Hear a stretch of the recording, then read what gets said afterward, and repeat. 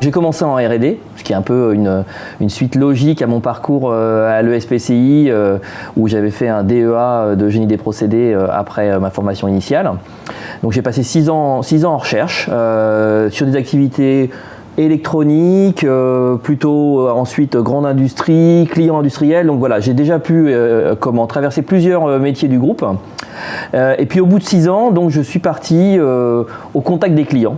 J'avais vraiment envie d'aller sur le terrain, de me rapprocher des clients, et donc j'ai fait du business development pendant quelques années en France. J'ai pris ensuite la responsabilité de cette activité de business development qui se focalisait sur la vente de solutions de production sur site client. Donc on produisait des gaz sur les sites des clients directement à disposition. Et puis c'est à la suite de ça que je suis parti au Japon faire du contrôle de gestion, du planning stratégique. Donc première expérience dans un autre domaine complètement de mon cursus initial. Et j'ai pris la direction en fait de 3 filiales. Donc la REPDOM, le Panama et les Antilles françaises et la Guyane. Donc changement complet de géographie, changement de métier aussi, puisque au Japon j'étais sur l'électronique, dans les Caraïbes j'étais sur notre métier industriel et la santé. Donc ça m'a permis d'explorer aussi ces aspects-là, de développer aussi des talents de leader, de manager, dans une culture différente de la mienne initialement. Et ensuite, je suis parti donc aux États-Unis où là, j'ai dirigé une filiale plus grosse puisqu'il y avait 700 personnes. C'était un chiffre d'affaires d'environ 300 millions de dollars. Et c'était notre activité, ce qu'on appelle gaz conditionné. Donc, c'est le gaz qu'on livre en bouteille chez nos clients. J'ai fait ça pendant 2 ans et ensuite, je me suis occupé de l'intégration donc d'une acquisition qu'on a faite en 2016 aux États-Unis qui s'appelait Airgaz. Avant de revenir en France, donc il y a maintenant 2 ans, pour m'occuper du développement durable du groupe. Donc là aussi, encore un changement important. Le développement durable est complètement intégré maintenant dans la stratégie du groupe. Je dirais que l'exemple le plus récent, c'est le fait que le groupe ne publie plus de rapport de développement durable, mais maintenant un rapport de gestion intégré, où on a complètement mixé la partie financière et la partie environnementale et sociétale. On a également identifié au sein du groupe un risque environnement et société pour vraiment se focaliser sur ces sujets-là. Donc, je parlais des émissions de gaz à effet de serre, mais il n'y a pas que ça. On regarde aussi tout ce qui est qualité de l'air. C'est un sujet sur lequel on peut avoir un impact.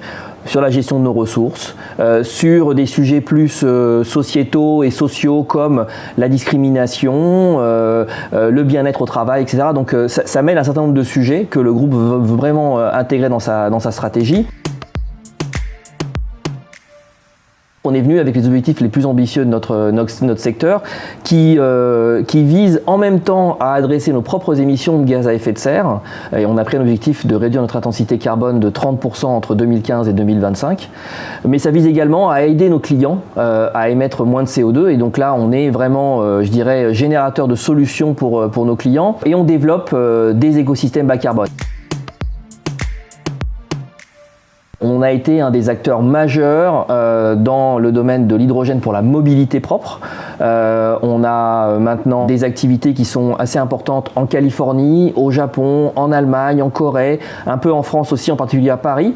Je ne sais pas si vous avez vu, si tu as vu Claire, les taxis Hype, ces taxis bleus avec des nuages blancs. Fait, ouais. Voilà, donc ça c'est des taxis qui fonctionnent à l'hydrogène. Il y en a une centaine maintenant à Paris et il y en aura dans quelques mois 600. Et c'est Air Liquide qui fournit l'hydrogène. C'est nous qui fournissons l'hydrogène et on a pris des parts dans cette start-up pour vraiment promouvoir la mobilité hydrogène propre auprès des concitoyens. Dans le développement des écosystèmes, on est aussi très actif dans les biocarburants. Air Liquide, grâce à ces technologies, je dirais, historiques, en particulier de purification avec des membranes, a développé un business autour du biométhane. Donc on prend par exemple des déchets de l'agriculture et ces déchets en fermentant libèrent des gaz, on capture ces gaz, on les purifie.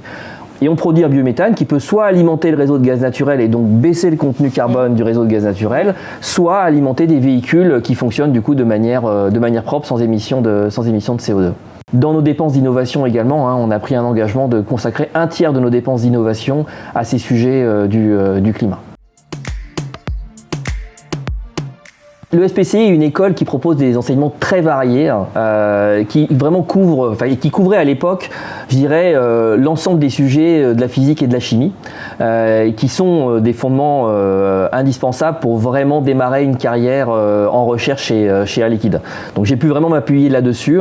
J'ai aussi pu m'appuyer sur le fait que le SPCI vraiment manie en parallèle un enseignement académique et un enseignement beaucoup plus pratique, où on touche vraiment les sujets, et ça m'a donné envie d'aller tester sur le terrain rapidement. Alors j'ai pas fait de doctorat parce que je me suis dit j'ai envie d'aller sur le terrain dans une entreprise, tester ce que j'ai appris dans l'école, et pour moi c'était vraiment fondamental.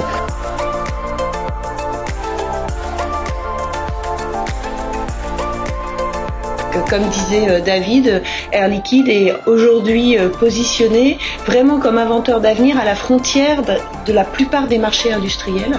Donc venir chez Air Liquide, c'est d'avoir cette capacité en fait d'inventer le demain d'un certain nombre d'industries. Et ça, je crois que c'est une position qui est vraiment unique.